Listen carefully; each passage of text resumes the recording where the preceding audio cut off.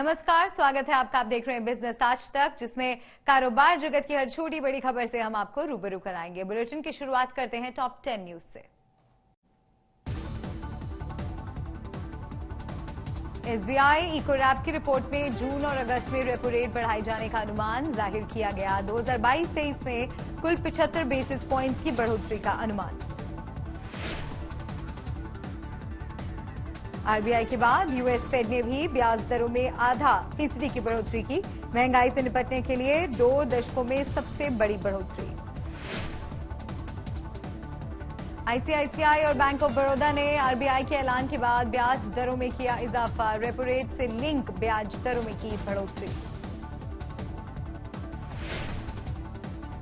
2021 में करीब 78% भारतीय कंपनियां रैंसमवेयर का शिकार बनी। कुछ कंपनियों ने अपने डेटा को वापस पाने के लिए 76 करोड़ रुपए से ज्यादा खर्च किए।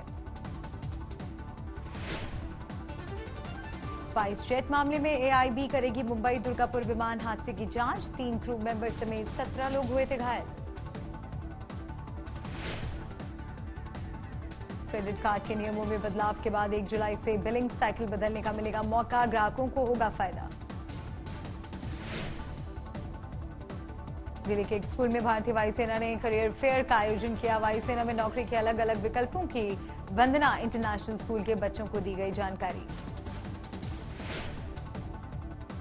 समय से पहले तेज गर्मी के असर से इस साल 5.7% घट सकता है गेहूं का उत्पादन। सरकार ने इस साल 10.50 करोड़ टन प्रोडक्शन का लगाया अनुमान।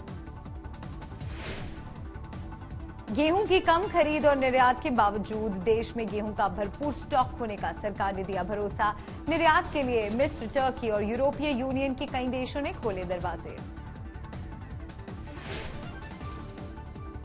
कारोबार जगत में बेहतरीन कामकाज के लिए अमेरिकी यूनिवर्सिटी ने भारतीय कारोबारियों को डॉक्टरेट की मानद उपाधि दी। स्टार्टअप और एजुकेशन सेक्टर में कामकाज के लिए कृति इसरानी को सम्मान। रेपो रेट में बढ़ोतरी के बाद अब बैंकों ने रेपो रेट से जुड़े लोन महंगे करने शुरू कर दिए हैं। इसके बाद नए ग्राहकों के साथ साथ मौजूदा होम लोन ग्राहकों की ईएमआई में बढ़ोतरी तय है। महंगाई से पहले से ही लोग परेशान हैं। परेशान लोगों के लिए महंगाई की ये नई किश्त एक नया बोझ बनकर उनकी जेब काटने के लिए तैयार है।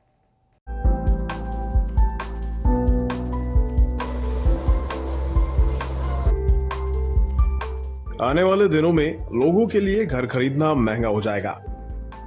पहले ही महंगाई की वजह से घरों की कीमतों में 10 से 15% तक का इजाफा होने जा रहा था। अब घरों को खरीदने के लिए जरूरी होम लोन की ईएमआई भी बढ़ने को तैयार है। इसकी वजह है कि लगातार बढ़ती महंगाई से परेशान आरबीआई ने रेपो रेट को 40 बेसिस पॉइंट्स बढ़ाकर 4.40% कर दिया है। 2 और 3 मई को मॉनेटरी पॉलिसी कमेटी की आपात बैठक में ये फैसला लिया गया। आरबीआई गवर्नर शक्तिकांत दास ने बुधवार को एक प्रेस कॉन्फ्रेंस में ये जानकारी दी। Based on this assessment of the macroeconomic situation and the outlook, the Monetary Policy Committee voted unanimously to increase the policy repo rate by 40 basis points, by 40 basis points to 4.40% with immediate effect. Repo rate में बढ़ोतरी के बाद तय है कि bank भी ब्याज दरों में इजाफा करेंगे।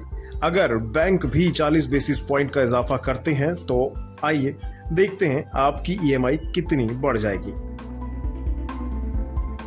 अगर आपने 20 लाख का होम लोन ले रखा है तो अभी आपकी ईएमआई 15,148 होगी, लेकिन रेपो रेट में बढ़ोतरी के बाद 15,626 हो जाएगी, यानी हर महीने 478 रुपए का बोझ।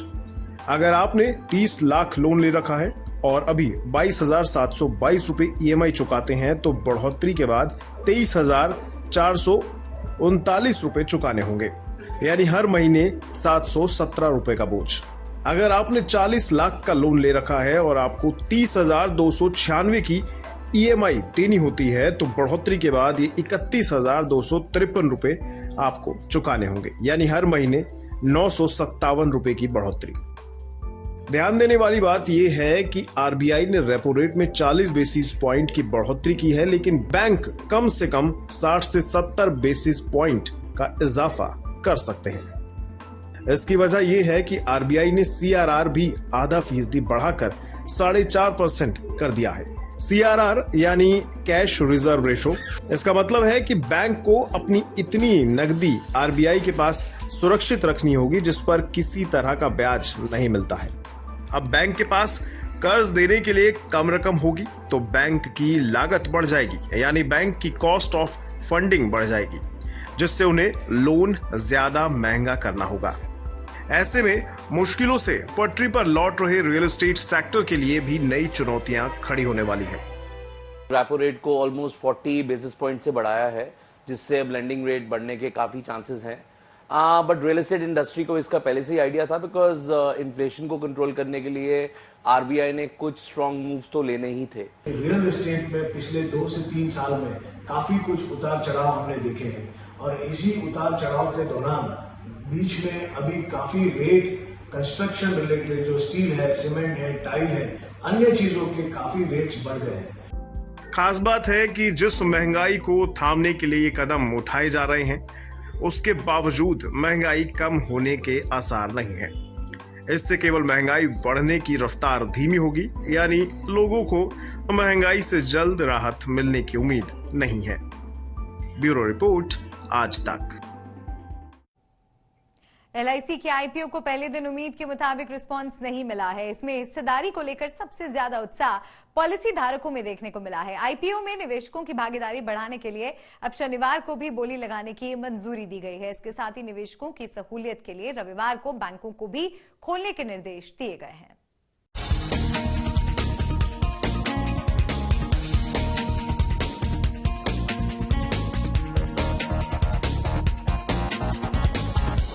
देश के सबसे बड़े एलआईसी आईपीओ को पहले दिन उम्मीद से कम रिस्पांस मिला।